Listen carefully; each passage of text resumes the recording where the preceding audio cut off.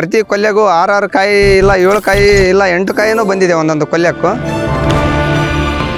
1 ಎಕರೆಗೆ ಸುಮಾರು ಏನಿಲ್ಲ ಅಂತಂದ್ರೆ 15ರಿಂದ 20 ಕ್ವಿಂಟಲ್ ಮೇಲೇ ಬರುತ್ತೆ ಅಂತ ಹೇಳೋಕ್ಕೆ ಇಷ್ಟಪಡ್ತೀನಿ.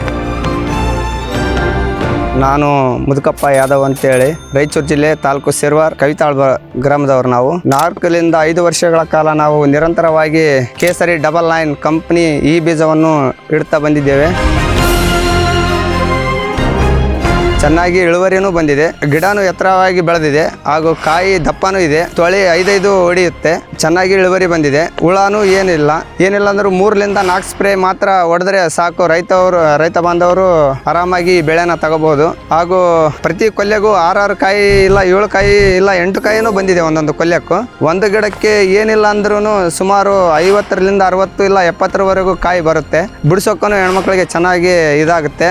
1 ಎಕರೆಗೆ ಸುಮಾರು ಏನಿಲ್ಲ ಅಂತಂದ್ರೆ 15ರಿಂದ 20 ಕ್ವಿಂಟಲ್ ಮೇಲೇ ಬರುತ್ತೆ ಅಂತ ಹೇಳೋಕ್ಕೆ ಇಷ್ಟಪಡ್ತೀನಿ. ಧನ್ಯವಾದಗಳು.